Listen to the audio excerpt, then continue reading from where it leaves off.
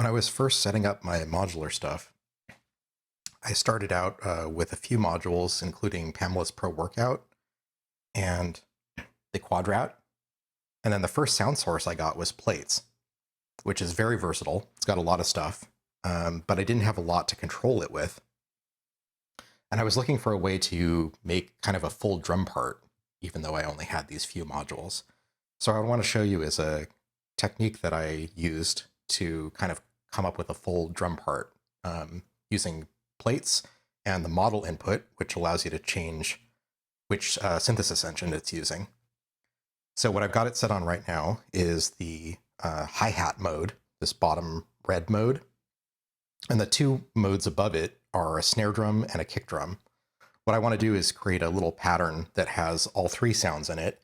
And we're going to do something really simple where it's just, 16th note hi-hats in a 4/4 pattern with a kick drum on like the first and third quarter note and a snare drum on the second and fourth quarter note. We can do that if I just started off right away. Let's see. So I've got the first output of Pamela's Pro Workout plugged into the trigger input, and then the out is just going out into my audio interface. So let's change the first output to be ×4, so we get 16th notes. And if I start playing it, then we should just hear 16th notes straight across.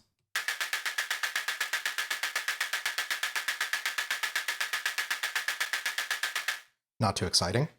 So what I want to do is I want to create a pattern where those kick and snare hits are hitting at specific points.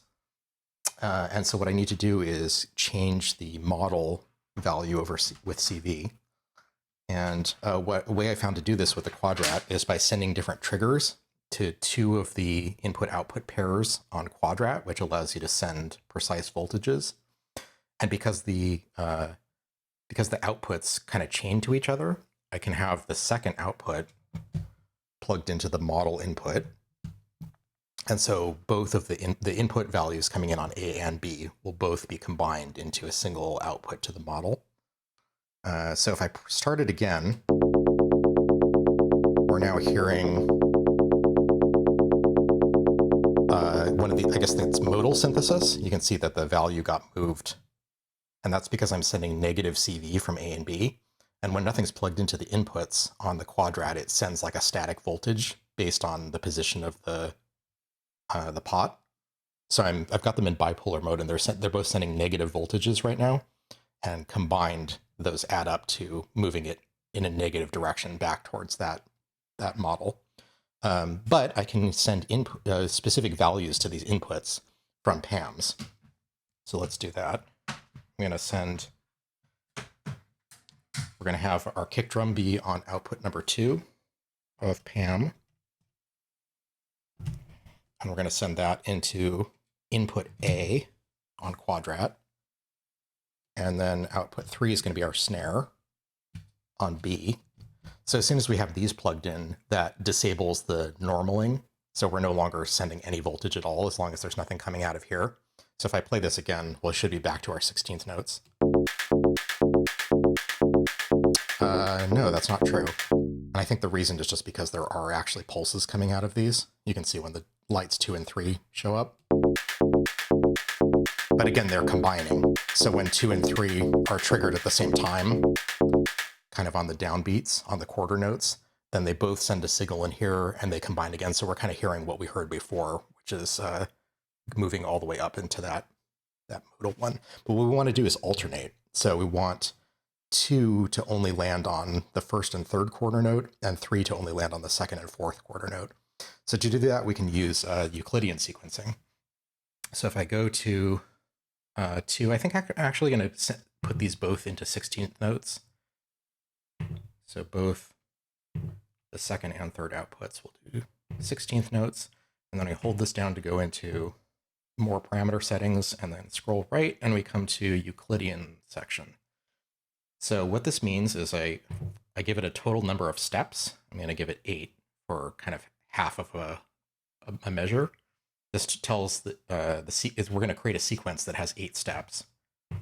And then if I scroll to the right again, this tells me how many times in those 8 steps, a trigger should be sent on the output. In this case, I only want it on the very first trigger. It's going to repeat twice in a single measure, so that's kind of the downbeat of 1 and 3. It'll be 1, 3, kind of like that. And then we're going to do the same thing on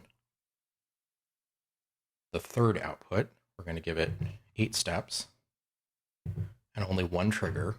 But on this one, we want it to be on the 2 and the 4. So we need to offset it. We use this shift. You can see as I'm moving it, the place where the active trigger is positioned changes. Let's see, did I? Wait. No, that's 8 steps. So that gives us, see it's on the 5th out of 8 beats on this one, and the 1st out of 8 beats on this one. So I think now when we play, we should hear the pattern I was imagining. Sure enough. So you've got the kick drum on 1 and 3, and the snare on 2 and 4, and the hi-hat is filling in the gaps between those. You can see here the model changing. And of course, this is all based on the position of these knobs. So as I move one of these knobs, it's going to change the amount of CV sent when that trigger happens. So I could make this something else if I wanted to. See, by just decreasing the negative CV being sent on output A, we're getting the modal output instead of the kick drum. Let me move it back up to the kick drum. And similarly, we could change output B. So based on how much CV I'm sending when this output triggers, that affects what model gets selected. So there you go.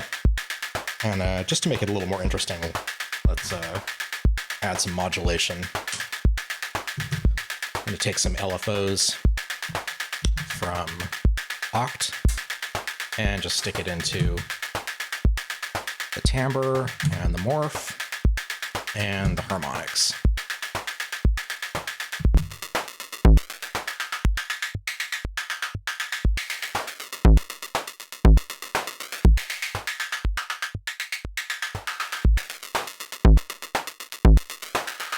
And there you go. It's a pretty cool drum beat with only 3 modules. Pamela's Pro Workout, a Quadratt from IntelliGel, and Mutable Instruments Plaits, or Plaits if you're in Europe.